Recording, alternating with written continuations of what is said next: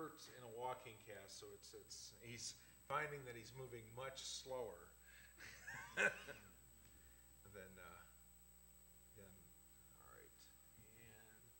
all right.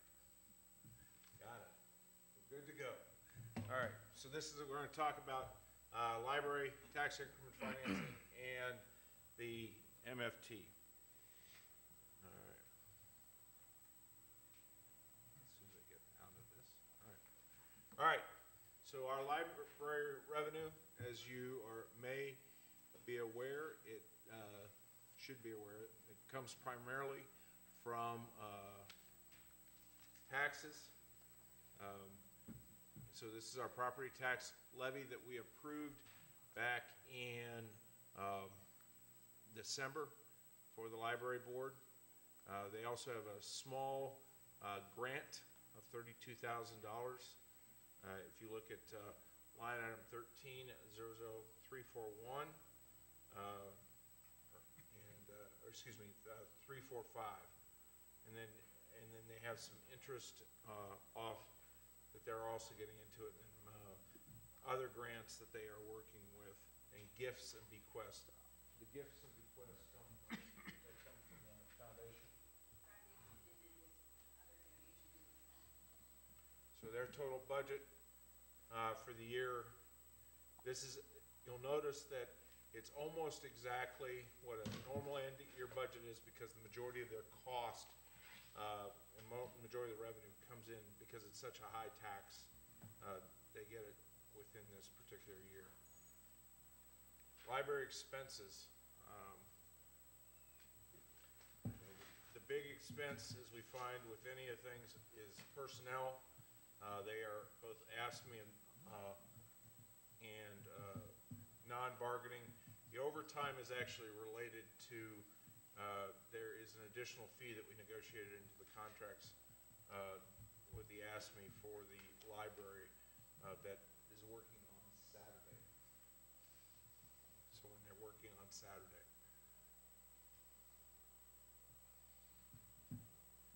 Going down, as you, so now they, unlike the other departments, they have their own fund for if you look at 13-00572, they have their own fund for telephone and communications, also printing and legal advertising. That's all done with them. What we do, what we provide to them for expenses is HR support and then finance support. And then we also come out of our health insurance and life insurance.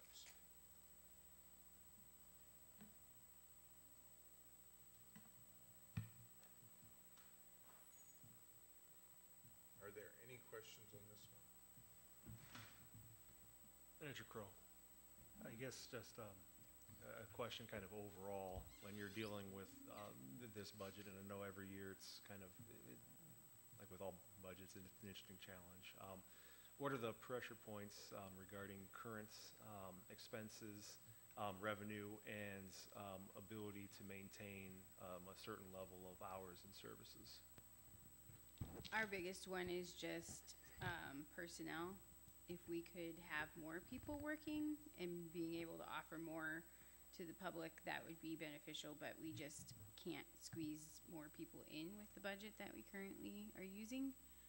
So if we ever got a windfall, the library would appreciate some of that so we could have more staff members.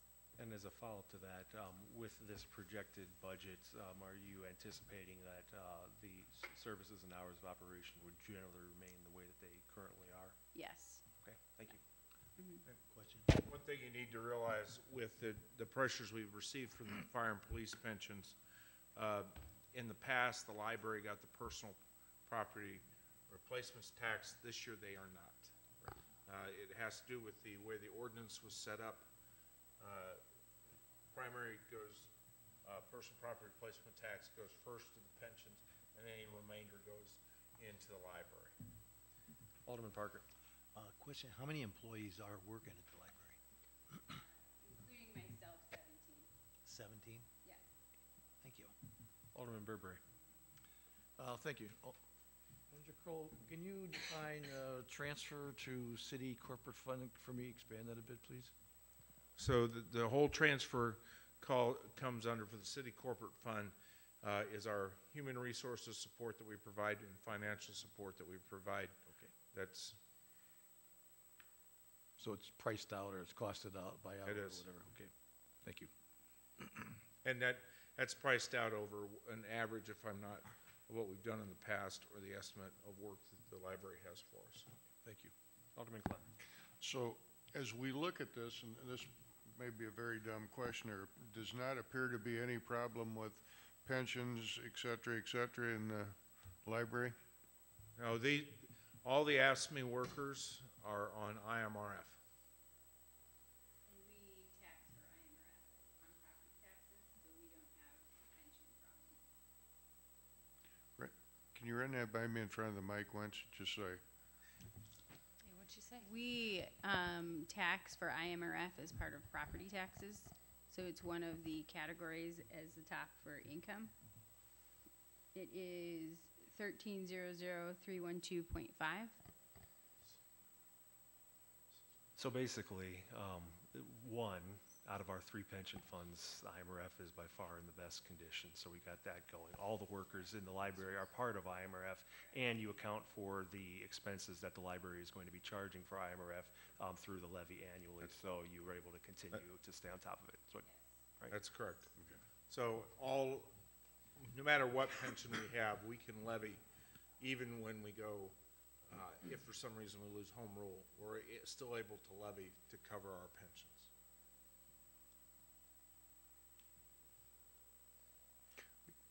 Alderman Clem, go ahead.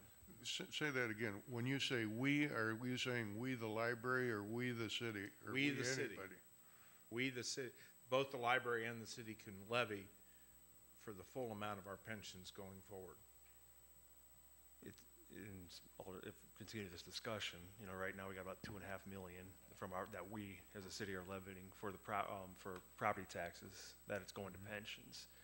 When we're looking at the unfunded liabilities and the amount forward, as we get down the road, even if you lose home rule, theoretically, if we get to a point where they're saying you need to levy, I'm just putting a number out there, you need to levy $4.5 million on there, you have the authority, whether you're home rule or not home rule, to levy that amount. That's correct. For pensions, all you have to do is a truth and taxation hearing. Not saying it would be fun or pleasant, but you have the authority, yeah. Alderman Burberry. Thank you. One of the things I thought about over the years, I've observed that it always seems that when there is a holiday, the library is closed. And in some minds, that would be a great day to have the library open. So we are following the same holiday calendar as the city because we're a department of the city. And we follow under the same ASME contract as the city. So for us to do that, I feel like we would have to negotiate first with the board and then the library board, which, you know, I would not mind being open on more holidays. And I'm sure the board would support it as well. It would then come to the ASME negotiations and the contract for which holidays that we observe. So it could be something that we look at. It just wouldn't be something that we could feasibly do with a quick turnaround. Thank you. Mm-hmm. We negotiate all those holidays when in the library as part of that negotiations with ASME. Any other library questions? Mr. Chairman, Alderman Busker. just reviewing it. What's the, notice there was no cost for legal advertising last year. What's the purpose for the budgeting that this year?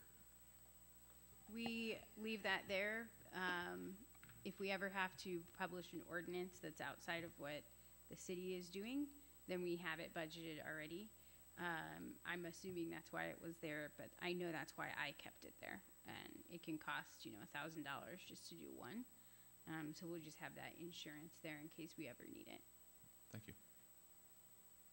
Mr. Chair, Alderperson Bradshaw. follow up on that last question. How come it was 0 for this last year then in its entirety? on that line item? Was it coming from a What- different fund? What's the line item number? 1300574. You just closed your computer. Yep. I'll open it back up. Hopefully I'll log back into it. So in FY 2019, the budget was 1,000. We just hadn't used it. We haven't spent it. Oh, I I could- understand. If I could interject with a, I think, like, help clarify it. On your library revenue, it has the far right says proposed fiscal year 2019 B budget, and then the left says projection to year end. On the next slide on expenses, we don't have that, but is it the same thing? Yes. It's not budgeted, Yes. it's projected to year end. projected. Correct. So you're not projected to expend it this year. Yes. That's correct. Okay, That was my fault. I should, That's all right. usually I have to carry it over on slides, so, thanks. see. Hopefully I don't, probably have to log back in, Kurt. That makes sense, Alder Person Breshaw. Thank you.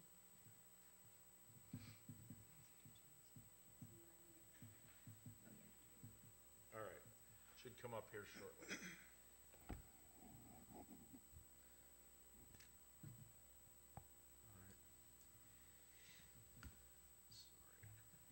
All right.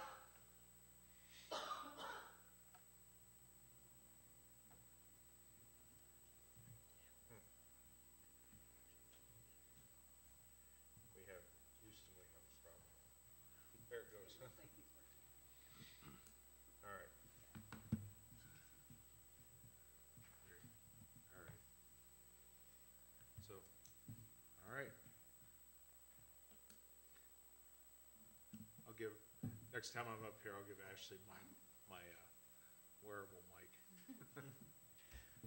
All right. So, any other questions on the library? All right. Thank you, Ashley.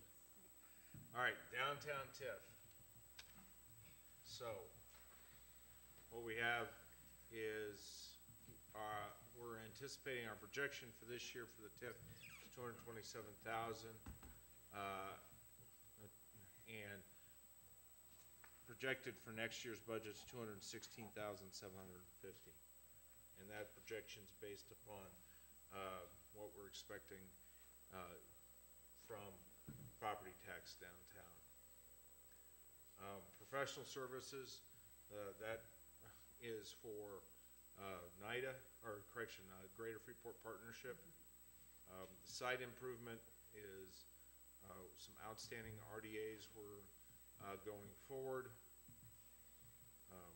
The principal, Randy, is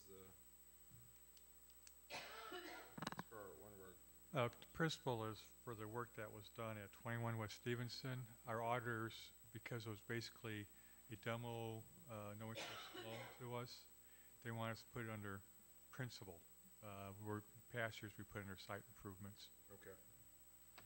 So, then transferred debt service, we are starting to pay off the revolving loan that we, the bond that we had, that we did based upon the downtown TIF, which hopefully, we're supposed to be meeting with the bankers here, the Greater Freeport Partnership and the bankers to set that, to start using that loan to spur businesses as we had that revolving loan fund to spur businesses downtown. All right, Alder Clem. Just a quick question, because it may be in the transfer to debt services. $27,000 for the Germania, $40,000 for Fairgraham Building, and how much to the sidewalk TIF from Economy Ed? I'm sorry, can you repeat the question? Sure. We've got $40,000 that comes out of the TIF every year for the Fairgraham Building, the building that's owned by, can't think of the name of the corporation, but would be Oracle. You've got the old Germania site that still is not paid off, I don't believe, and we've still got debt on sidewalks from when Economy did them a number of years ago. Those are your site improvement funds under the 73,575. If I may, Mr. Chairman. Go ahead. The Oracle building was part of a revolving loan fund program that we had, and that's still being paid back. Say that one again if you would, The please. Oracle building, Oracle. that was a revolving loan fund that we gave them, and they are still paying that back to us. So But there that- was, but there That's was, what we bought out. but there was also an additional fund that the building was miscalculated, and that third floor was never filled, so the rent never came in. I mean, it's something that's been, But- it's in here someplace, okay? It's under revolving, it's not in the TIF, it's the revolving loan fund, which Okay. we closed out, and we're still gonna get interest, still get payment on that to us. Right. So that was what we closed out. We've paid it off, that's money that's coming back to us. And it's not out of the TIF itself, that's the revolving loan fund.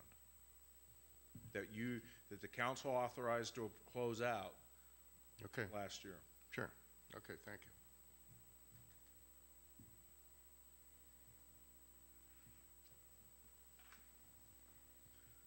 Lamb Road TIF.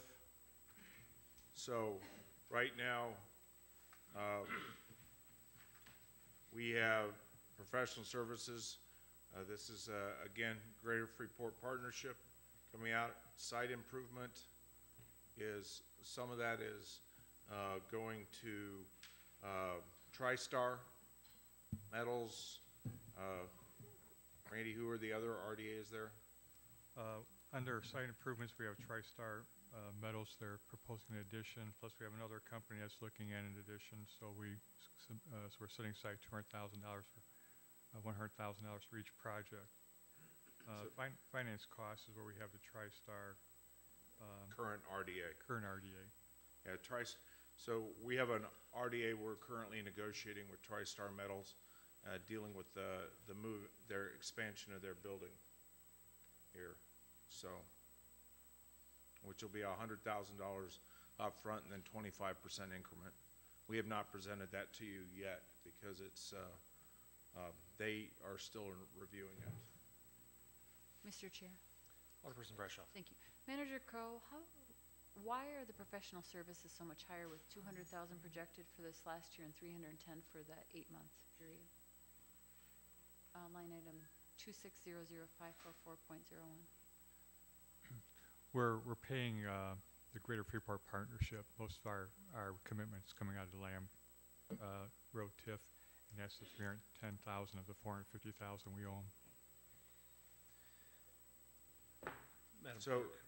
it was split up across other TIFs in the past, but because we're having to pick up the downtown TIF and the downtown bond, we're having to shift more over into the Lamb Road TIF.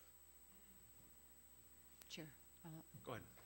well, I want to thank you for that explanation because that makes more sense than when, I remember a while back when we talked about doing that, or you had talked to us about that, so thank you. Madam Clerk, if the minutes could just reflect that Alderman Ross is present. Thank you. Thank you.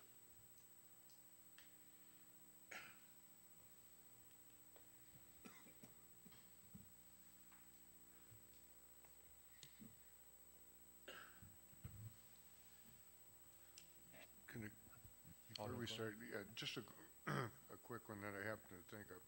All the Walmart and that stuff is all done for, correct? This is the last year payment this year. Okay. Right. Thank you. But we are using this money to do other businesses that are coming out there, so. And Manager Crowe, in these budgets, in these figures on it, while the dollar figures largely are meeting the increments on it, we do have some flexibility in the way that some of these are budgeted. So in the event that we do have an additional RDA that comes up in this year, we have the flexibility to be able to redirect some of these funds. Is that correct? Right, that's correct. We have some RDAs that we do not have approved that we committed money to here. That's what that site improvement's for. Thank you.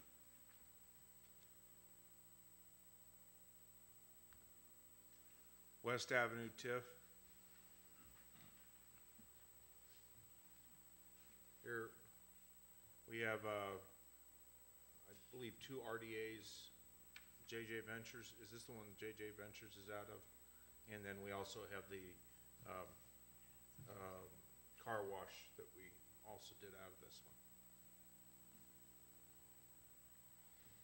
JJ Ventures, I believe, is out of Meadow, Oh, is it on Meadows? but Okay. Frank's Car Wash is this one. The car wash is on this one? Yes. Okay.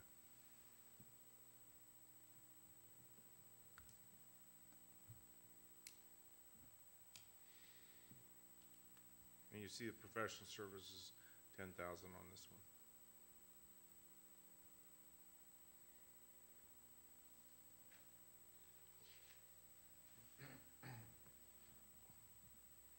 Burchard TIF. We're making very little money in Burchard.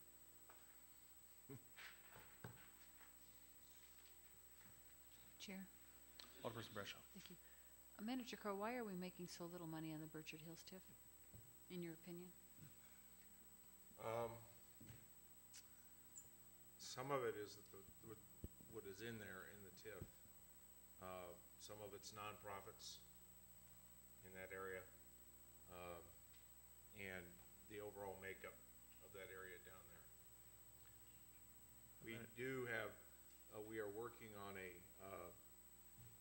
possible development, housing development down in the Burchard. It would fall within the Burchard TIF as we go forward, which would cause the property tax in this area to go up.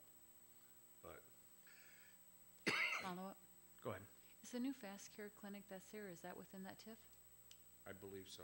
And they contribute that to that tax base then, the TIF? That's a nonprofit.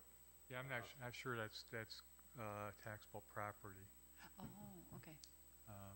because it's part of the hospital. I never did think about checking that, so I'll have to do that, thank you. But, yeah, that would, plus it wouldn't be hitting the books, I think, till this coming year, because you're always a year behind. So we'll have to look at that one, but, yeah, I believe it's non-taxable though. Thank you.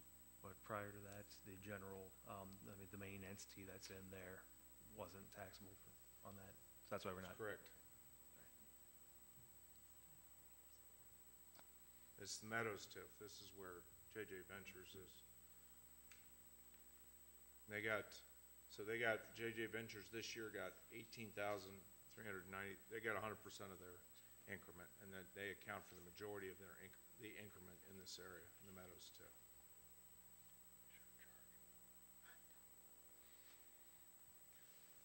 Alderman Clem. Just a quick one if I could. The bottom one on financing costs, the jump there. That's JJ Ventures rebate. Okay, no problem, thank you. That's most of it. Okay. And we know JJ Ventures is above the Aldi site and the tie-in with the roads going down in. So JJ Ventures is the Aspen Dental, the Starbucks, Joanne Fabrics, that whole area. Thank you.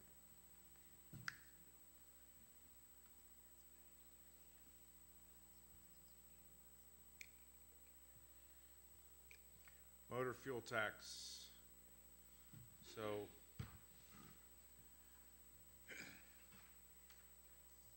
the local match expense is actually going to be lower somewhat because the bid came in lower for Peck Path or not. I'll turn to my expert on motor fuel tax. The PEC Path funding we have is the federal match. Okay, expense. federal match. So that's going to be lower. Now, you will be approving the bids at the next council meeting, but that bid came in lower than expected.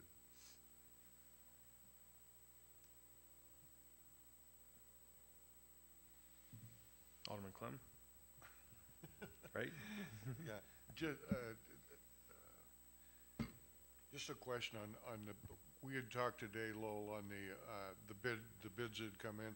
Did all of our things that were bid out come in with successful bids with, for the letting? You're talking about for the PEC Path? Yeah, Yes, everything that we needed to take care of, we took care of. The bids came in at 1.16 million, and we were expecting it to be closer to 1.6. So, Yeah, okay. thank you. And the local match, this is also the That- road. Yep, right, the that's, airport. That's the airport road, some of that, as well as, nope, get corrected here. the I local won't match. guess.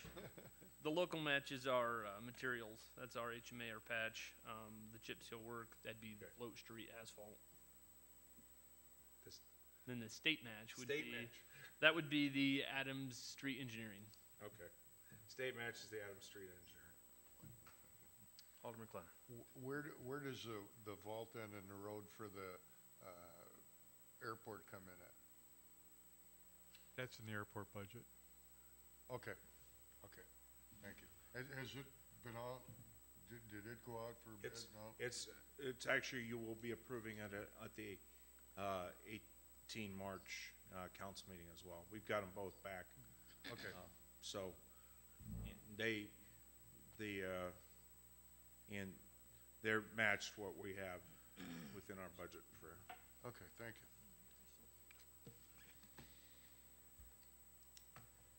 All right. Any other questions? We mentioned that this is the last year with the Menards and Walmarts, and so we're gonna have to see a substantial increase in the Lamb Road TIF, and also with the rules as to how you can impact on a contiguous TIF. You know, there's up to 4 TIFs at play here. This is just more of a comment than a question, but we all have known that this is coming and seen it's coming. If we could maybe have some brainstorming and planning as to how we can best utilize those resources coming into this next year, once we see this infusion, that'd be helpful rather than having us start the discussion a year from now, because I know you're thinking about it. The other thing to notice, go back to these expenses here. Both of these expenses, the 200,000, that's a one-time expense. So so when we're talking about that's money that we'll be able to use. But we will have, if we agree to it, 25% of the increment created by TriStar will be, if they agree to it, is by the new addition, they'll be getting that increment. And that's a what, $3.5 million expansion is what they're talking about. Alderman Clem. You've basically given us the TIFs here, and last year, I know we spent 20, 30 grand finding out all the options on the Lincoln Mall area, all that kind of stuff for what could be done there. Is there anything coming up on that, or anything we know at the moment, or it's just lying there, basically? So here's what I can tell you about downstate. TIFs outside of the Chicago area, they're moving more and more away from tax increment financing unless you have a project like a Walmart or Menards within an area or a large industrial park with it. Lincoln Mall for a tax increment financing is a tough sell because you're not building new buildings, you're not doing new additions. There are now throughout the state over 140 business districts but that really needs to come from the business owners as they go forward because that's an increased sales tax or an increased hotel motel tax on the people within that corridor. So that's really, when Ellers looked at it, that's the only option based upon what we saw for buildable property out there. And has there been any movement forward on like, we'll just use the old Eagle store. I know that Sullivan's is doing some minor stuff and there's things going on there, but there's nothing else really at the moment. The owner of the Eagle store is still moving forward. He's looking for somebody to come in there. He's has reached out, tried to get some additional developers in there. One of the concerns that he has with the Eagle store is that there's an agreement between the Eagles and the owner of Lincoln Mall that restricts what can go into. The owner of the Lincoln Mall actually has to approve what goes into the Eagles and the use of the parking lot for Eagles. So that restricts what he can put in there without the approval of the owner of the Lincoln Mall. Or also expand it over. Or expand it, that's correct. And that kind of died on the vine so far. So far, they've had a lot of discussions back and forth, and I know the Lincoln Mall is putting,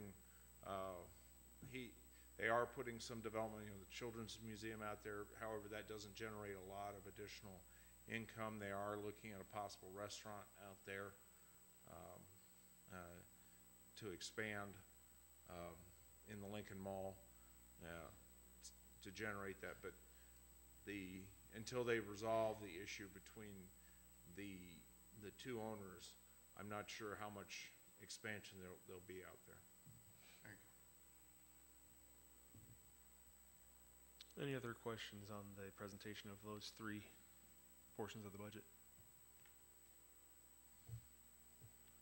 All right, item 8 is budget discussion as a whole. Manager Crow, we've gone over capital, we've gone over the general fund, we've gone over the TIFs here. Where are we at on what are you looking for feedback from the council on this time frame? So the only thing we have left out and is that we have not, and Randy, correct me, is there are some grant funds that we haven't briefed to you. The large big grant is the DOJ grant that we haven't briefed to you, but and then the DOPE grant for Preston City Transit as we go forward.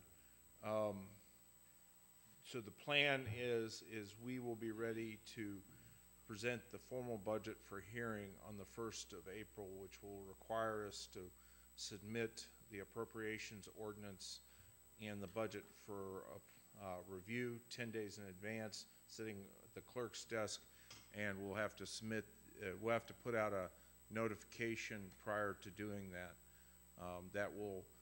Then we'll have the public hearing on the 1st of April as we go forward, and that's going to be before the council meeting. Unless there's anything the council wants to see additional, so we'll have is there anything we're missing there, Randy, that we haven't showed them outside of the grants? Nothing that's really big. We've got the capital equipment and capital projects. Yeah. But that's really about it. So you've seen the capital plan. We're actually going to present the capital plan for your approval on the March 18th meeting. We're going to talk about the bond a little bit. What we are going to do, one difference on the capital plan you will see for your approval, local prepared roads that we're planning to do, such as Shawnee, and what was the other two roads you and I talked about? 15th Street and De Leon are all going to be on there, but that's done locally. We're not going to do those. They're done through so we're going to I've asked Dennis to add the local roads that we're going to be doing on that list. So that'll be at the approval. So that's basically, and then we can approve the budget, and then the new adjusted appropriations ordinance for this year's budget we're going to present to you on the 15th of April. So you'll see, and along with the approval, the formal approval of the budget on the 15th. All right. So one more meeting next week. Then, for the COW. Then we're going to be at the 1st. Yep. On April. Okay. And I thank again keeping me straight on the TIF budgets and the motor fuel. So. Any other questions or directions for the administration as we're putting together the budget? All right. Hearing none. Anything final from you, Manager Grow? Okay. That's it. Public comments. Any public comments on the Finance COW meeting? Seeing none, is there a motion to adjourn? So moved. Moved by Alderman Busker, seconded by Second. Alderperson Brashaw. All in favor? Aye. Aye. Motion carries. Meeting's adjourned. We'll see you guys at 6 o'clock for the regular committee of the whole meeting.